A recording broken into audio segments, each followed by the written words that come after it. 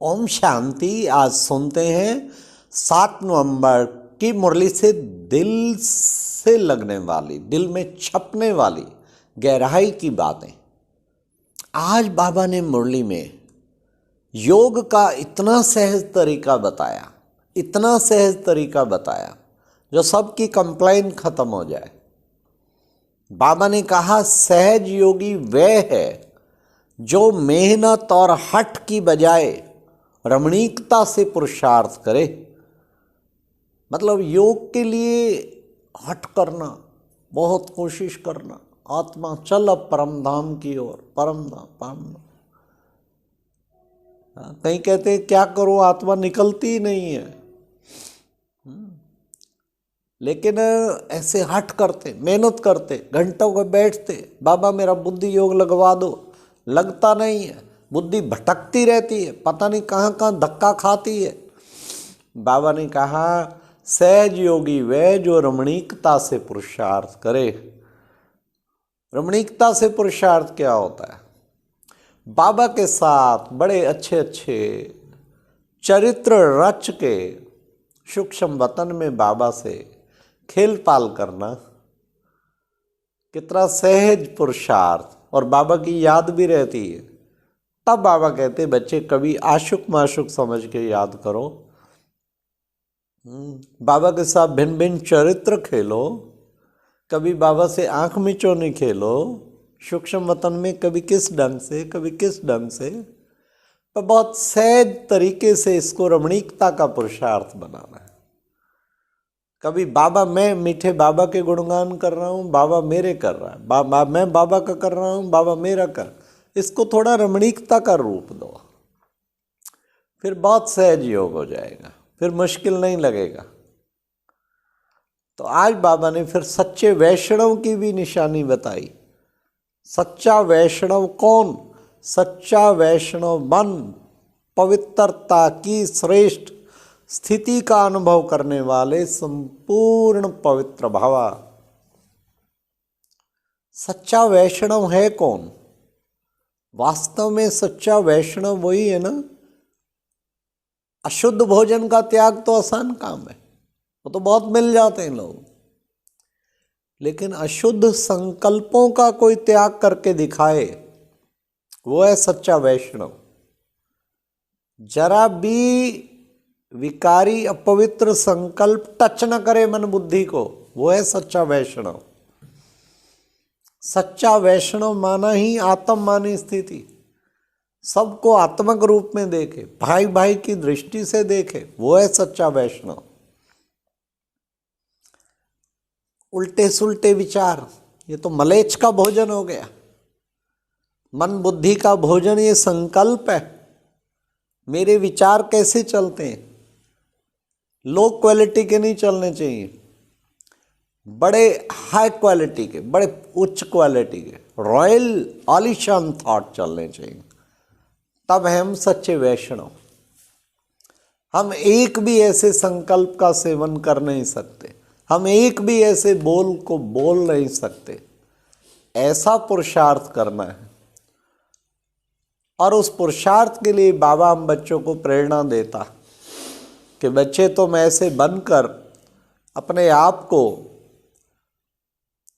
तैयार करो। आज बाबा ने बहुत ही अच्छा एक गीत था, वो भी निरंतर योगी बना देगा। क्या? न वो हमसे जुदा होंगे, न उल्फत दिल से निकलेगी। बाबा आप हमसे जुदा हो नहीं सकते, और उल्फत मन से प्यार तेरे निकल नहीं सकता। No one can separate me from बाबा।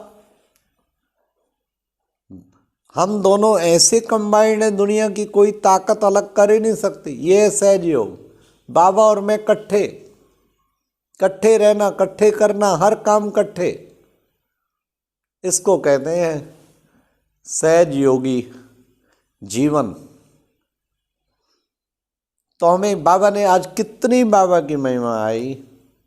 ऊंचे ते ऊंचा भगवान कौन है? ऊंचे ते ऊंचा भगवान वही है ना, हाईएस्ट ऑफ हाई, सबसे ऊंचा। सदा बुद्धि वहीं जाए और कहीं बुद्धि ना जाए। कनेक्शन जोड़ो तो ऊंचे से सीधा करंट मिलती रहे ऊंचे से ऊंचे बाबा से। लिबरेटर, सबको लिबरेट करके मैं वापस ले जाऊंगा। जब भी कोई दुख आए फट पकड़ो लिबरेटर को, वेयर इज लिबरेटर, लिबरेट कर देगा।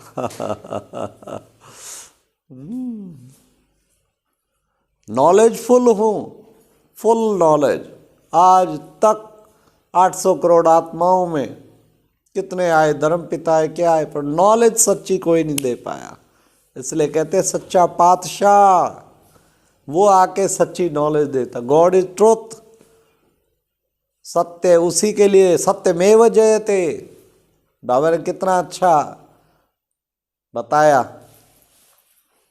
नॉलेजफुल, फिर पीसफुल, पीस भी पूरी है, शांति का सागर है। तो ब्लीसफुल, आनंद का भी सागर है, खुशी की एक्सट्रीम स्टेज वो आनंद है, आनंद का भी सागर है।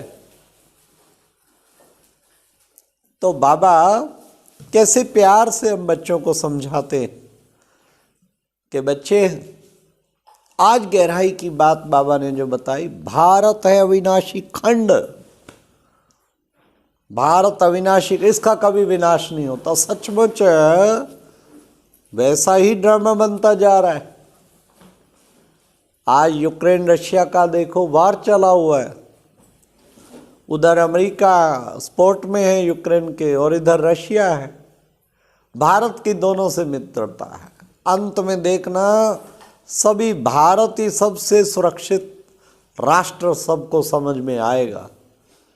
सब दौड़ दौड़ के ये आएंगे। तो बाबा कहते भारत अविनाशी खंड है, बाकी सबका तो विनाश हो जाना है। भारत वो तो जलमय भी हो जाना है। बाबा कहते ना ये थे समुद्र सुखा के बने, ना ये रहेंगे। लेकिन भारत में तो कभी अविनाशी मानो कल्प कल्पांतर, ना केवल युग युगांतर। परिवर्तन यहाँ जरूर होता है, वो तो होना ही है। कलयुगी दुनिया में थोड़ी रहना है। नई दुनिया बनाने वाला बाबा आ गया है। आज बाबा ने सब बच्चों का सर्विस पे ध्यान खिंचाया। बच्चों को सर्विस करनी है, बड़े प्यार से सेवा करनी है, खुद जाग कर औरों को जगाना है। ये बाबा ने कहा पहले खुद जागो फिर औरों को जगाना है, तब कहलाएंगे जागती जोत। कहते ना जोत से जोत जगाते चलो। मेरी जोत शिव बाबा ने जगाई, अब मेरा फर्ज है कईयों की मैं जगाऊं। बाबा ने कहा मैं डायरेक्शन तो देता हूं, क्या मेरे मंदिरों में जाओ, मेरे भक्तों को मिलो। देखो बच्चे वो ज्ञान में चलेंगे। सबसे ज़्यादा ज्ञान में चलने वाले शिव भगत या देवी देवताओं के भगत। मैं कई जगह क्लास भट्टी में पूछता हूँ, अच्छा जिन्होंने लौकिक में पहले शिव की भक्ति की, शिव के भगत थे, हाथ खड़ा करो। बहुत हाथ मिलते हैं, देवताओं वाले भी मिलते हैं। बाबा कहते वो अपने धर्म के निकल आएंगे, वो भी सारे नहीं निकलेंगे तो भी निकल आएंगे। तो कितना अच्छा बाबा ने हम बच्चों को बताया।